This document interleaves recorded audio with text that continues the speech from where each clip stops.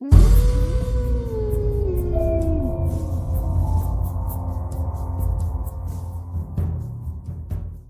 कहानी के लेखक हैं धीरज कुमार सालुंके। शेरू खंडिया के पिता का पालतू कुत्ता था। उसका सर पत्थर से कुचला गया था। वो देखकर मैं बहुत ज्यादा घबरा गया। मैं सोचने लगा कि शेरू को इस तरह से कौन मार सकता है। खंडिया की मम्मी अभी भी जोर जोर से रो रही थी। मैंने भीड़ की ओर देखा तो उसमें मेरी आई खड़ी हुई मुझे दिखाई दी। मैं आई के पास जाकर खड़ा हो गया और आगे का नजारा देख मेरे रोंगटे खड़े हो गए। आगे खंडिया के पिताजी की लाश पड़ी थी। उनका गले का मांस गायब था और चेहरे पर खरोंचें थी, जीभ मुंह से बाहर निकली हुई थी। खंडिया की मम्मी लाश के सामने बैठी रो रही थी। खंडिया लाश से दूर बस अपने पिताजी की लाश को घूर रहा था, लेकिन उसके चेहरे पर अपने बाप को खोने का कोई गम दिखाई नहीं दे रहा था। ठीक से बताइए क्या हुआ था? एक पुलिस अफसर ने खंडिया की माँ से पूछा। सुबह खंडिया की चीख सुनकर मैं घर से बाहर निकली तो आंगन में जमीन पर खंडिया के पिताजी खून से लथपथ पड़े दिखाई दिए और खंडिया शेरू को मार रहा था। उसने शेरू के सर पर पत्थर से हमला किया और शेरू जमीन पर गिर गया। मैंने खंडिया से पूछा कि तुम उसे क्यों मार रहे हो, तो उसने रोते हुए कहा कि मम्मी, शेरू ने पिताजी को मार डाला। मैं जब बाहर आया तो पिताजी जमीन पर पड़े हुए थे और शेरू उनके गले का मांस खा रहा था। जिसको अपनी थाली में से मांस निकाल कर खिलाते थे, आज उसी ने उनके गले का मांस खा लिया। ऐसा कहकर वो फूट फूट कर रो पड़ी। ये सुनकर तो मेरे होश उड़ गए थे। मुझे यकीन नहीं हो रहा था कि शेरू ऐसा कर सकता है, क्योंकि शेरू घर में सिर्फ खंडिया के पिताजी की ही बात सुनता था। बाकी तो वो खंडिया और उसकी माँ पर भी भौंकता था। मुझे समझ नहीं आ रहा था कि शेरू ने आखिर ऐसा क्यों किया। मैं सोच ही रहा था तभी मेरी आई की नजर मुझ पर पड़ गई और वो मुझे डांटते हुए घर ले गई। कुछ 2-3 दिन बाद एक रात खंडिया मेरे आंगन में आया। मैं उससे मिलने आंगन में चला गया। पिछली बार की तरह ही उसकी पीठ पर उसकी बैग थी, लेकिन आज वो हर रोज से कुछ ज्यादा ही खुश नजर आ रहा था। चिंटू, जल्दी से चल, हमें खंडहर जाना है। लेकिन क्यों? क्योंकि मेरी इच्छा पूरी हो गई है और मुझे दंड राक्षस को धन्यवाद देना है। लेकिन तुम्हारी कौन सी इच्छा उस राक्षस ने पूरी की है? मेरे पिताजी मर गए हैं। वो खुश होकर बोला। मैं जरा सा उलझन में पड़ गया। क्या मतलब तुम्हारे पिताजी मर गए हैं? क्या तुमने राक्षस से उनकी मौत मांगी थी? हाँ बिल्कुल, उसने खुश होकर जवाब दिया। उसका जवाब सुनकर मैं कुछ देर चुप हो गया, लेकिन मैं अंदर से उससे बहुत ज्यादा गुस्सा था। कैसे बेटे हो तुम? तूने खुद के बाप की मौत चाही? अरे मेरे पापा नहीं है तो मैं हर रोज उनके लिए रोता हूँ, नास्तिक हूँ, लेकिन फिर भी भगवान से हर रोज यही प्रार्थना करता हूँ कि मेरे पिताजी वापस आ जाए। और तुम खुद के पिताजी की मौत पर खुश हो और राक्षस को उनकी मौत पर धन्यवाद देना चाहते हो। मैंने ना जाने कैसे कैसे शब्द उसके लिए निकाले। मैं उस पर बहुत चिल्लाया। तू है तुझ पर, तुझ जैसा बेटा किसी को ना मिले। मेरे जिस बात की तू बात कर रहा है ना, उसी के वजह से मैंने और मेरी माँ ने बहुत कुछ झेला है। उसने कभी मुझे बाप की तरह प्यार नहीं किया, न मेरी माँ को उसने कभी एक बीवी की तरह इज्जत दी। जब तक जिया तब तक मेरी माँ और मेरी मेहनत के पैसों पर जिया। शराब के पैसों के लिए माँ को पीटता था, मुझे पीटता था। मेरे और मेरी माँ की जिंदगी का सबसे बड़ा दुख मेरा बाप था और उसी की वजह से मेरी छोटी बहन प्रिया इस दुनिया में नहीं है।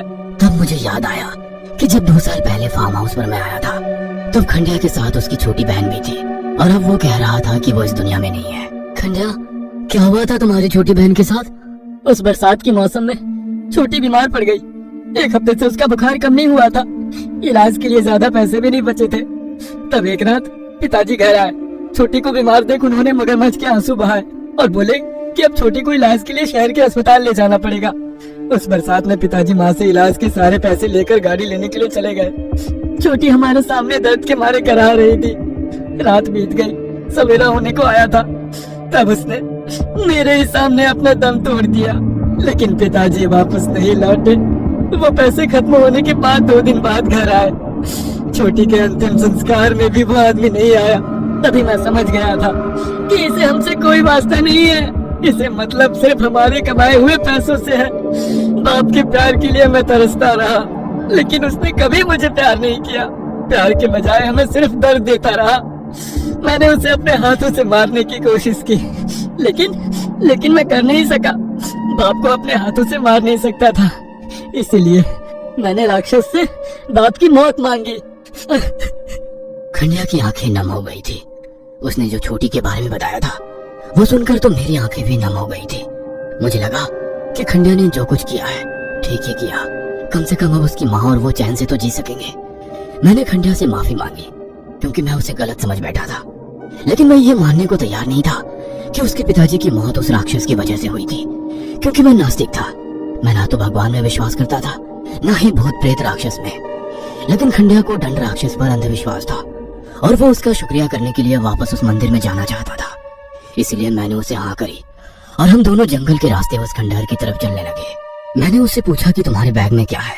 तब उसने बताया कि उसमें और एक खरगोश है। गुड्डू के बाद वो उससे ज्यादा प्यार करता था और राक्षस का शुक्रिया करने के लिए वो उसकी बलि चढ़ाने वाला है। तब मैंने उसे ऐसा करने के लिए मना किया। खंडिया, तुम अंधविश्वास में किसी मासूम की बलि नहीं चढ़ा सकते। ये राक्षस भूत प्रेत ऐसा कुछ नहीं होता। अरे ये मेरा अंधविश्वास नहीं है, वो सच में है और उसी ने मेरी इच्छा पूरी की है। तब हम दोनों में बहुत देर तक बहस हुई। मैं ये मानने को तैयार नहीं था कि वो राक्षस है। तब खंडिया बोला, ठीक है, अगर तुम्हें ये सब झूठ लग रहा है तो तू खुद उस राक्षस को देख। मैं इस खरगोश की बलि दूंगा और वहाँ से चला जाऊंगा और कुछ दूर झाड़ियों में छुप जाऊंगा, लेकिन तुम वही किसी दीवार के पीछे छुपकर उस राक्षस को मरे हुए खरगोश को खाते देखना, तब तुम्हें मेरी बात पर विश्वास होगा। मैं बस खंडिया को झुठलाना चाहता था। मैं जानता था कि खंडिया इन दो बलियों पर रुकने नहीं वाला है। वो आगे भी अपने अंधविश्वास में और जानवरों की बलि देगा, इसलिए उसे दंड राक्षस के अस्तित्व को झुठलाना बहुत जरूरी था। मैं तैयार हो गया। खंडिया ने राक्षस की मूर्ति के सामने उस खरगोश की बलि दी और वो वहां से चला गया। लेकिन मैं एक दीवार के पीछे से उस मरे हुए खरगोश के टुकड़ों की ओर देख रहा था कि तभी उस मूर्ति में जान आ गई और वो हिले। किसी आदमी की तरह वो हिल रही थी। उसकी आंखें लाल अंगारों की तरह दिख रही थी। वो किसी जानवर की तरह गुर्राया और जमीन पर बैठकर उस खरगोश के टुकड़े को खाने लगा और आंखें फटी की फटी रह गई। इसका मतलब दंड राक्षस की कहानी सच थी, वो सच में था। तभी अचानक से ना जाने कैसे उसे मेरी मौजूदगी का एहसास हुआ और उसने मेरी तरफ देखा। वो लाल आंखों वाला राक्षस मेरी तरफ देखकर गुर्राया। मैं डर गया और अपनी जान बचाकर वहां से भागा। रास्ते में खंडिया ने मुझे रोकने की कोशिश की, लेकिन मैं नहीं रुका। मैं सीधा फार्म हाउस जाकर रुका। मैंने खुद को अपने रूम में बंद कर दिया। मैं बेड के नीचे छिप गया। मुझे डर लगने लगा कि कहीं वो राक्षस मेरा पीछा करते हुए मुझ तक ना पहुंचे। उस रात मैं बेड के नीचे ही छुपा रहा और ना जाने कब सो गया। लेकिन टेलीफोन की रिंग से मेरी आंख खुल गई। मैं बेड से बाहर आया। मैंने घड़ी की ओर देखा तो रात के 12 बज रहे थे। मैंने फोन उठाया, तब फोन पर खंडिया था। वो काफी डरा हुआ था और रो भी रहा था। चिंटू, मुझे बचा, वो राक्षस मुझे मार डालेगा। मैंने अभी सपना देखा कि वो राक्षस मेरे कमरे में आकर मुझे मार गया। ये सुनकर तो मेरे होश उड़ गए। खंडिया के सभी सपने सच हो गए थे और ये सपना उसे आया। इसका मतलब ये वाला भी सच होने वाला था। लेकिन वो तुम्हें क्यों मार डालेगा? क्योंकि मुझसे गलती हुई है। राक्षस को खाते हुए नहीं देखते। अगर उन्हें ऐसा करते हुए कोई देखता है तो वो उन्हें मार डालता है। लेकिन क्योंकि मैंने तुम्हें ऐसे खाते हुए देखने के लिए मजबूर किया था, मैं उसका गुनहगार बन गया हूँ। इसलिए वो गुस्सा है, मुझे मार डालने वाला है। ये सुनकर मैं डर गया क्योंकि मैंने खुद उसे बलि खाते हुए देखा था। खंडिया, वो मुझे तो मारने डालेगा ना? नहीं, इसमें तुम्हारी कोई गलती नहीं थी और वो तुम्हें नहीं मारेगा क्योंकि वो चाहता है कि तुम उसकी पूजा करो। लेकिन तुम ऐसा मत करना, उस मूर्ति को। वो आगे बोलने ही वाला था कि मुझे उसकी दर्द भरी चीख सुनाई थी। तोड़ दो! वो जोर से चीखा और फिर उसकी आवाज बंद हो गई। मैं काफी डरा हुआ था। शायद खंडिया उस राक्षस का शिकार बन चुका था।